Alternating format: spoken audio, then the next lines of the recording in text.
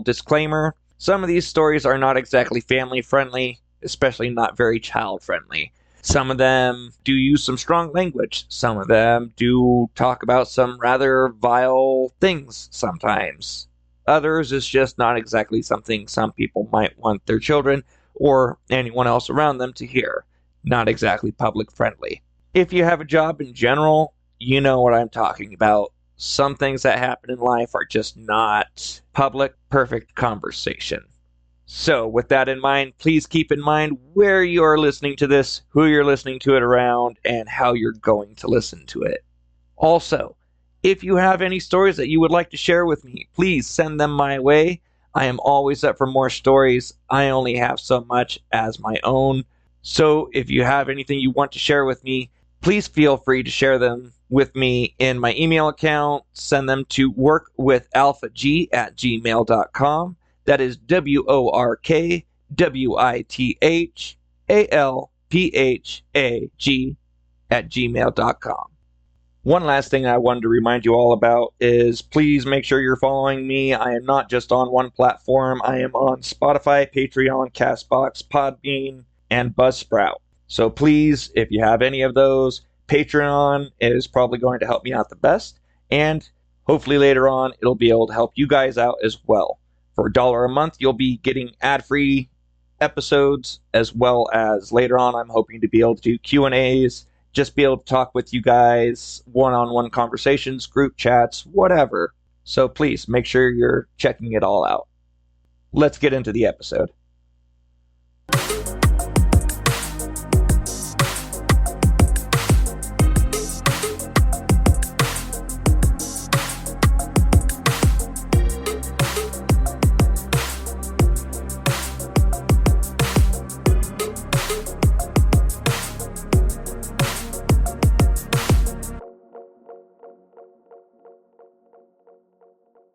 Hey everybody, welcome back. This is Stories from Behind the Counter, and I am your host, Alpha. It's been a real pleasure recording these last few episodes. I really appreciate everybody that has been writing in and just reaching out. I really do appreciate it.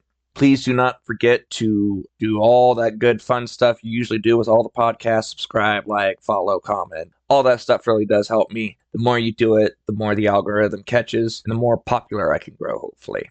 Getting into today's episode, we're going to be going over a small segment of bad managers.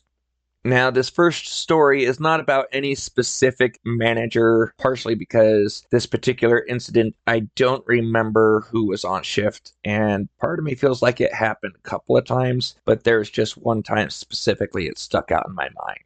This is the time that my management team made our overnight crew work in the complete and utter dark, because the power had gone out, and we had to work with nothing but the lights on our phones, flashlights, headlamps, whatever we could do. They used a couple of lanterns, but yeah, it was not fun. So at the time, I'm an overnight stalker, and it's during what we call the monsoon season. I'm sure pretty much everyone's aware of what monsoon season is. There's plenty of storms, good possibility power's going to go out. Some power lines will go down, maybe a transformer will blow, anything could happen. Fun times with weather. Well, in this particular case, the storm got worse, and it actually knocked out our power, including the generators. We usually had some backup generators that would kick on and give us at least a half hour to start moving stuff out of the cold areas, check out any last-minute customers, but not this time. Luckily enough, we were already closed, so we didn't have to worry about any customers. Rather than thinking of the safety of all of us in the store in the middle of the night, in the dark, management tells us that we need to go and get headlamps, use our phones, flashlights, and continue working. Probably about 3 hours we were working like this. And luckily enough, this time no one was hurt, but it was a miserable experience. And everybody that entire night was just angry. The worst part that made me mad is they didn't even have us pulling anything out of the cold areas. They just had us focusing on the main sales floor. So if the power had stayed out any longer and didn't get wrapped up, all that food probably went bad or got close to it. I just know I personally refused to shop there for about a month or so. And to be perfectly honest, I sometimes wonder if that was even long enough. But hey, that's in the past now, right? Anyway, moving on. Next story here is going to be about a specific manager that I had to deal with in the past. We're going to call him co-manager brother, because that's just how he always talked to everybody. Everyone was, "Oh, hey, what's up, brother? How you doing, brother?" Well, co-manager brother did whatever he wanted to, as most upper management seems to do. He was very sexist, very chauvinistic, just an all-around, in my opinion, piece of shit. So personally, for me, this guy would change my assignment by the night, no matter how many times I would try to talk to him about it, verify before I left, just trying to figure out what I should expect when I'm coming in the morning. I'd come in, I'd be bundled up with my thermals on, soft-toed shoes, all prepped and ready to work into the freezer, because that's what he'd tell me the night beforehand. So I'd come in the next night, I'd be ready to be in the freezer, and he'd change his mind. He has me working paper, pets, and chemical for the night. Well, the nights I was expecting to work paper, pets, and chemical, I came in without thermals, wearing steel-toed boots, not prepared for the cold, and that's when he'd decide, "Oh, you know what, I think I need you in the freezer tonight." No matter how many times I talked to him about it, didn't help, didn't matter. He also had a bad habit, and this is one thing that I pray to God if I ever get Alzheimer's, I might actually forget. Until then, I'm pretty sure it's burned into my brain. When this manager was talking over the radio, he could literally be anywhere doing anything at any point. One of the most common things we would have to deal with, which really was disgusting, was the fact that he would go to the restroom. Someone would call him over the radio, obviously not knowing where he was, and he would just have full-blown conversations, sitting there, cheekbones flexing, grunting, making all sorts of different noises. It was just disgusting. Most of us, if we had somebody call us, we were in the restroom, we would either try to ignore it for a second, or if they kept calling us, then we'd try to cover up the microphone, talk a little quietly, have a little bit of respect, be like, "Oh, give me just one moment, please." Nope, not co-manager brother. He's sitting there, someone calls him over the radio, "Co-manager brother, hey, do you have an answer for this issue?" "Oh, yeah, so go ahead and take the associates out to the department in the garden." Yeah, it was awful. It was awful. We heard that regularly. No matter how many times people would complain about it, nothing got fixed. There was another time dealing with co-manager brother where I was up on a ladder. I worked in the back room for what we called our inventory management team, pretty much. We checked everything out in the back, see if any of the older freight could go out, get stocked, something that the system says, "Oh, our home is supposed to be empty." We would go and try and get it out. Well, while I'm up on this ladder, I'm pretty much up on the top step. I'm reaching for a box, and as I'm reaching for a box, co-manager brother comes up, slaps the back of my calf, and goes, "What's up, brother?" Yeah, I dropped what I had in my hand. It came about 2 inches away from kicking him right in his head. At a later date, one of my favorite times dealing with him, at one point, he ended up calling the entire backroom team in. Everyone there was fairly well seasoned, except for one new girl. It was literally her first night on the job. We go through our whole entire store meeting. We have the whole crew there, and then he tells all of my team, all the inventory control in the back, to meet him in the office. Well, we go in, we try and figure out what's going on, what he wants to talk to us about, and he sits there and he just starts ripping into every single one of us. He tells us that we are all failures. We're going to fail anywhere we go in life. And he doesn't understand how any of us still have jobs. And if things don't change, he's going to completely fire the entire crew and hire new people. Which, of course, he tried to cover his butt. Look at the new girl, said, "Obviously, this doesn't affect you, sweetie." Yeah, that's how he was. Obviously, our team did not take too kindly to that. By about 6 in the morning the next morning, because this was the overnight shift, our district's human resources was tired of hearing from my team and the rest of the store, because pretty much everyone who had heard about it, whether they were on the backroom team or not, had called up and complained. Within, I want to say, about a month, he was eventually transferred and demoted from a co-manager to assistant manager, from my understanding. And from that point, he was later on demoted one more time down to a department manager. Still couldn't fix his shit and got fired. Now he's working for his daddy being a car salesman. But Hey, we're the failures. We were going to fail anywhere we went in life, right? Gotta love management. All right, so the next manager we're going to be talking about, we're going to call her co-manager Candy because she just thought she was the sweetest person ever to everyone. Yeah, not me. Let's get into it. So I got hired at my first retail job at about the age of 22. I started out working in the fresh areas, stuff like dealing with the milk, the produce, the meat, etc. Well, at the time, my sister was also working there, and she was up for a promotion. But the area they wanted to give her was the fresh area. While I'm working in that area, she can't be the boss. It's considered a conflict of interest. Personally, I didn't want to leave the area or my schedule because it was working very well for me, but they really did not give me much of a choice. So the co-manager over the area at the time, like I said, we'll call her Candy because she thought she was one of the sweetest people ever. I personally thought she had no backbone and she was more two-faced than Two-Face. Even he would look at her and go, what the fuck? Well, Candy came up to me and she tried to make her offer sound like such a good deal for me. She wanted to move me overnight as a stalker with $1 a raise, and it would retain the likelihood of becoming full-time. And again, I really didn't want to leave, but I could tell it wasn't much option there. So I ended up telling Candy, fine, I'll take this position with the stipulation that as soon as my sister is gone, whether she moves to a different area or finds another job or whatever, I go right back to where I was as soon as there's an opening. She's like, oh yeah, no problem. That sounds great. It'll be perfect. We really need to do this for your sister. She deserves it, blah, blah, blah. Well, within about, I want to say 6 months or so, I believe that's about the time my sister finds another job. She leaves the company as a whole, and somebody else in my old position leaves as well. For a solid year, I try to get put back to where I was, but Candy is consistently trying to dodge me. Few times I was able to catch her, she'd just say, oh yeah, I'll look into it. Don't worry. No one else can guarantee anything. No one else can help me. Nothing was happening for a year after my sister left. Finally, after almost a year of being dodged and ignored and put off to the side, I finally managed to catch Candy in the office, and I demanded that 2 other managers be in there because I needed to talk to her and I wanted witnesses because I was getting answers today. So we get one more female manager and male manager in the office. We shut the door and I just looked at Candy and said, all right, it's been a year since my sister left.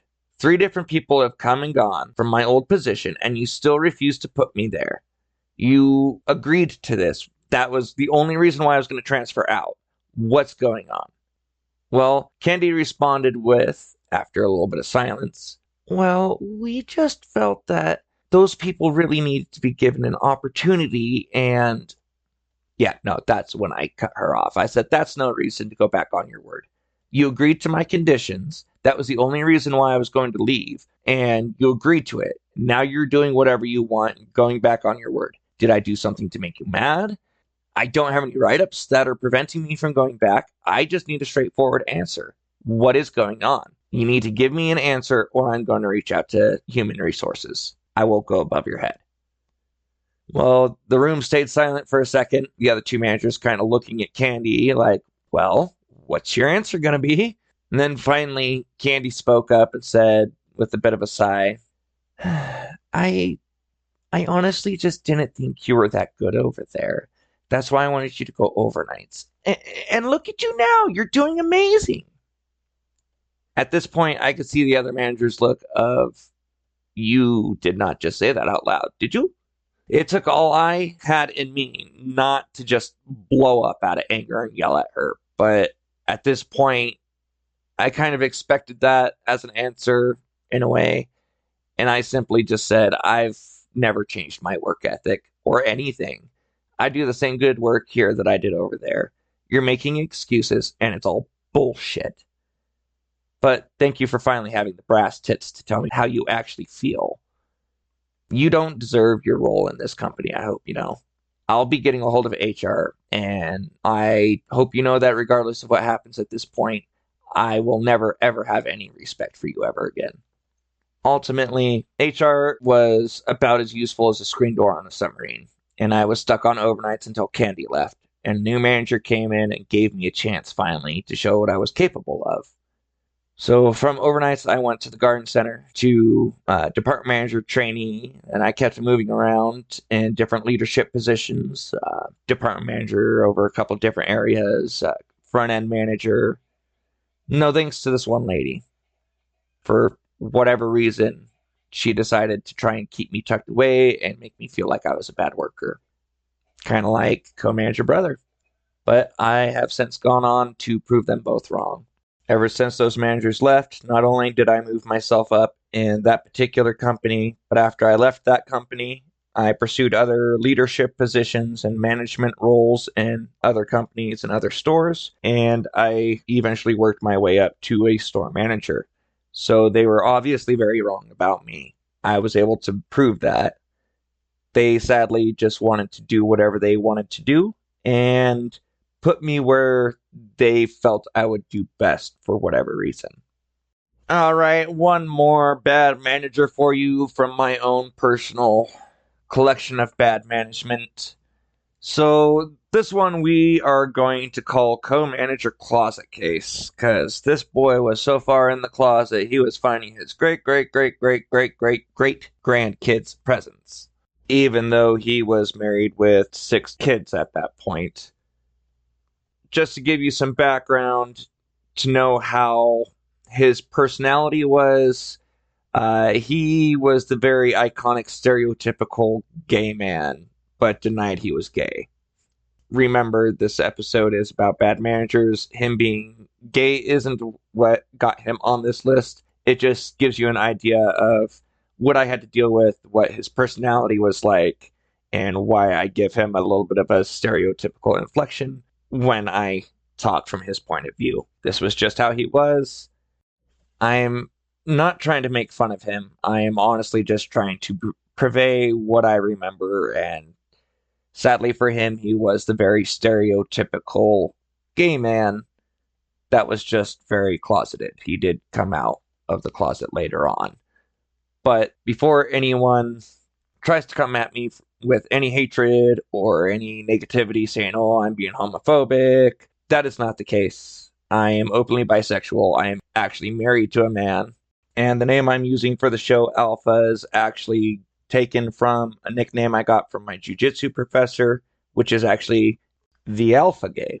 So again, making sure everyone understands, obviously I'm not homophobic, and I am not trying to make fun of this man, at least not for being gay. I am making fun of his actions and attitude and judgment calls as a member of management, and strictly on that basis. But I do like to paint a vivid picture, and this is exactly how he acted. So every time this guy would come around, he was always so cocky, so prissy, so demanding, and worst of all, in my opinion, he would never help out if he could at all help it.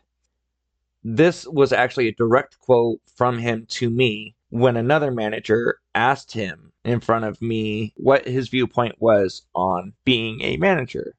He said, quote, management is 95% delegation and 5% paperwork. And at another point, when I was just trying to stop my store manager, as this poor guy was just coming in for the morning, he hadn't even made it to the office yet. Closet case is already glued to the store manager's hip. And I stopped the store manager, said, hey, I know you just got in and I haven't even had the chance to clock in yet, but I really need to talk to you about something. To which Closet Case responds, oh, he's salary. He's always on the clock. What can we help you with? Man, the look on the store manager's face was hilarious. But he tried to keep a stoic, professional look. And later on in that day, Closet Case was trying to leave, and the store manager was trying to keep him there. As I was walking past, the store manager calls me and says, hey, Alpha, if you're a manager, he didn't specify salaried or not, but he said, if you're a manager and I asked you to finish a job before you leave, what would your response be? And I replied, well, as an hourly department manager, I would have to let you know how close I was to my 40 hours, but I would try to get it done regardless. As a salaried member of management, like Closet Case here has said earlier in the day, salaried is always on the clock. so it would be my responsibility to finish it as I wouldn't be close to overtime. Right, Closet Case? Closet Case's face was very obviously not happy with my response when he realized I was using his own words against him. And this part I've debated on telling you. This is a time when I honestly probably should have been arrested and fired, but for some reason it didn't happen. Closet Case was the overnight manager on duty while I was working overnight inventory team during one of my long spurts there. It was just me and two other people working in the back room that night when we usually had a team of about 6 or more, especially around the holidays. This night, we had an absolutely full workload, but of course, we were understaffed. Closet Case comes over and talks to me and one of the other guys and says, "Okay, guys, we're going to be 100% tonight, right?" Well, I turned around and said, "Sure. Does that mean you're going to come and help us?" He responded with a dead serious, "Oh, no, that's not going to happen." And then he walked away laughing. He kept coming in the back room, and he was yelling at us that we weren't getting the job done well enough, and by the time we got back from lunch, I was just absolutely irritated.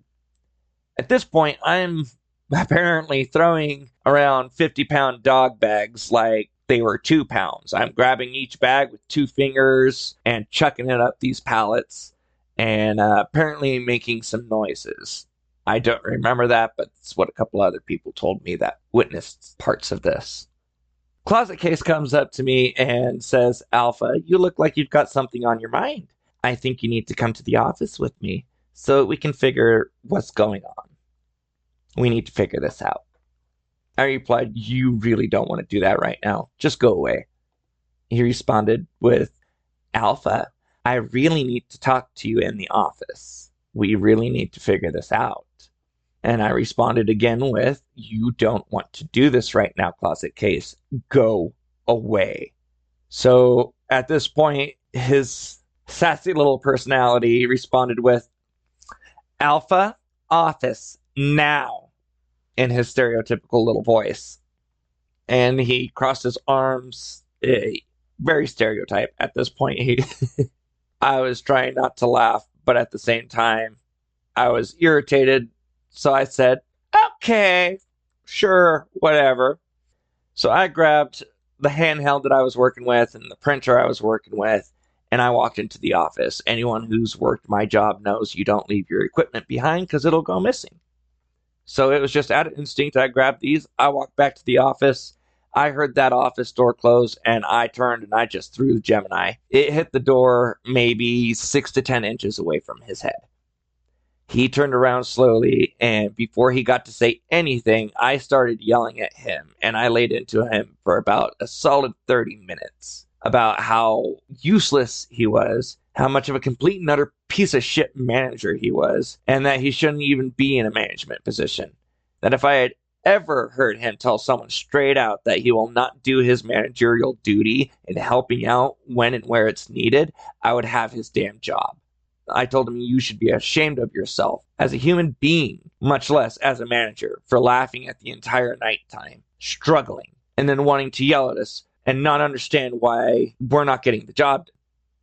We can't afford to lose our jobs. We're doing our best. Just leave us alone if you're not going to help." Well, by the time I finished, I think all he was really able to say at that point was, "I think you need to step outside for a smoke break. Go have a cigarette. Take all the time you need." I was absolutely sure he was going to call the police or at least have me fired by the end of my shift. But surprisingly, that never happened. A few months later, I'm finally on day shift, and I'm having another busy day, but it wasn't as bad as that one where I yelled at him.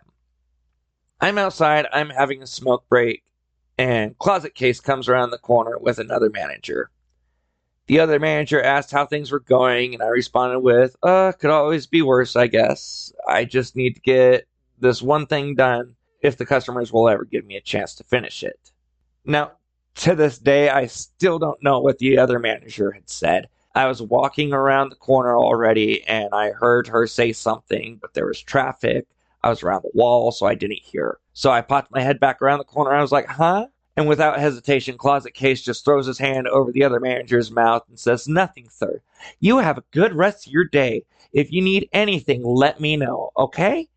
And he refused to take his hands off her face until I left. Alright, guys, so I've got one more story. I debated on whether or not to put it in here, but I feel like it fits well with not just the usual stories I tell, but also going into bad managers and how they deal with customers who treat us poorly. I know that this is going to put us over the usual roundabout half-hour mark, but that's fine. I truly believe this one is going to be well worth it. So this is the story of a cashier. I'm going to call her BB. She was a key holder and acting as a cashier, being alone at the time at a small little retail place. I was the assistant manager of the store, and we had just had a brand new store manager come in. So the store was pretty well falling apart, to be perfectly honest. Well, at this particular store, it was not uncommon to have to run the store alone for a few hours. And at that time, it was about the middle of the day. Obviously, it can cause some lines at the register, and especially when you're alone, it can get a little hectic. Well, one day, BB was running the store alone, and she had a little small line, but most of the customers were being rather nice and calm about everything. Luckily enough, in that particular store, a lot of our regular customers were very nice. Didn't usually cause a whole lot of problems. Today, there was one gentleman that used to always bring his dog into the store, and most of the time, the dog was very well behaved. It stayed by the owner. It didn't cause any issues whatsoever. We've always been nice to the customers that bring pets in as long as, well, let's be honest, the laws concerning service animals are getting a little trickier on what you can and cannot do or say when approaching someone about their animals. So we usually just try to keep it pretty nice and accept it as long as the animal's not causing any issues. But as soon as someone's animal is not on a leash and just starts roaming around and sniffing the food, and, people are sometimes afraid of animals, so it can cause all sorts of issues. And when that happens, we need to say something. This customer's dog starts roaming around, sniffing the candy, bugging people for attention, so my cashier, who, mind you, is pregnant, tries to kindly ask the customer to recall his dog and keep her next to him. Well, the guy, as I learned later, really just did not like women in general. He had a very foul attitude toward any woman he came across, pretty much, especially if they tried to talk to him. So this guy was just the type that would try and push anyone's buttons possible, because apparently he just enjoyed it.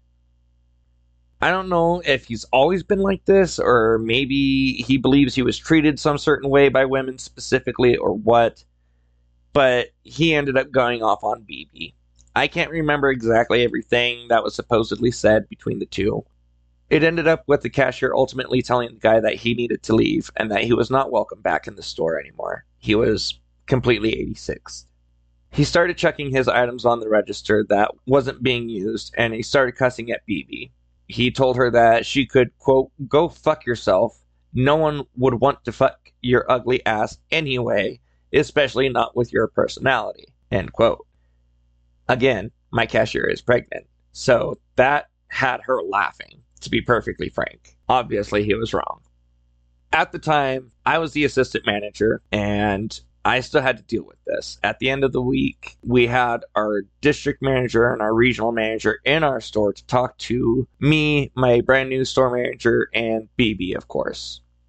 They told us that we can't just 86 customers for every little thing. We needed to apologize to the customer next time he comes in, and we need to treat him with respect.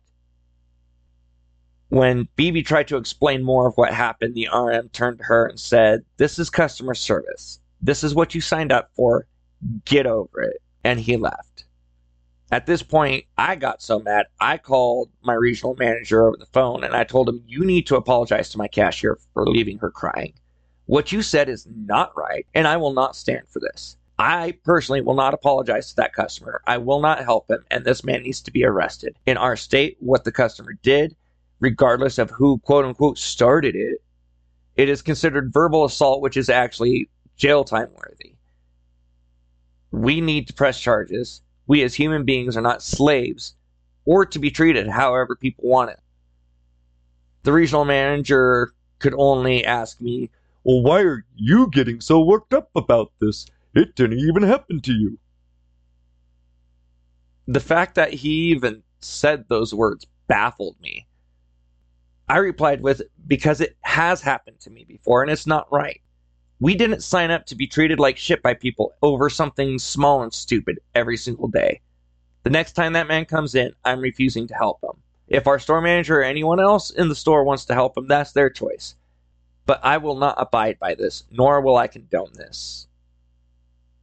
The regional manager tried to tell me that I would be fired if I refused. I said, good luck making that a legitimate reason. If I'm not mistaken, our state's law gives us all the right to refuse service to anyone for any reason. My regional manager said, we'll see, and he hung up his phone. I refused to help that customer moving forward and never heard from the regional manager again.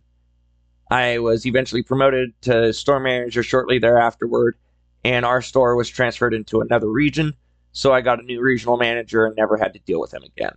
But that's the kind of stuff that we don't need from our upper management, especially from the corporate echelons, district, regional, or above. If you're trying to tell anyone, store manager, assistant manager, or even the low man on the totem pole that just got hired last week, or someone who's been doing this for 20 years, we are workers, not slaves. We are people. And a lot of us are getting tired of being treated like we're not. So a lot of us are standing up to both corporate and customer. So if you have a problem with it, maybe you guys need to rethink your values and rethink how you treat people. On that note, we are a little over the half-hour mark for this episode, so we're going to call this one good for the day. Thanks again for listening, guys. Obviously, I try to keep everyone's identities safe so that they can be protected so there's no backlash from any of these companies or anyone else for any reason whatsoever. So for everyone sending in their stories, I thank you. Whatever I call you on the show is all you will ever be known as. With that being said, I want to give a big shout out and a big thank you to Denise Esparza for the artwork. She's the one who did the little thumbnail that you see when I upload all of my episodes. And I do look forward to working with her for any changes in artwork that I decide to do later. If you're interested in seeing anything else and more artwork that she does, you can follow her on Nisi Art on Instagram. That's NEISSE_ART on Instagram. Also, big shout out and a thank you to Nivation. He's the one responsible for the music you hear at the beginning and the ending of the episodes. If you wish to follow him and see what else he provides musically, that is Nivation. Spotify is the only platform that he gave me to shout him out on, but I just wanted to make sure he got the credit for what he did for me. I really do appreciate everything you guys have done for me to help me get this show started and to keep it going. Thank you guys. I really honestly could not have done this without you. For everyone else, thank you again for all your stories. I hope that you guys are enjoying this. One last reminder, please do not forget to check me out pretty much anywhere you can find a podcast. That's where I'm trying to get to. Obviously, the biggest ones I'm going to be on are Patreon and Spotify, but check me out, see where you can find me. Patreon will be the biggest help for me. And as I'm pretty sure I've stated before, that will also help you guys later on. I'm hoping to be able to do live Q&As. I'm hoping to be able to do conversations, one-on-one chats, group chats. I don't care. Maybe like some of the other people I've listened to doing podcasts, we can even make trips out of this and just make it a community. I just want to have fun with this. So I hope you guys are enjoying it. And I hope you can help make the community I'm looking to make. Thanks again, guys. This is Alpha signing off. See you next episode.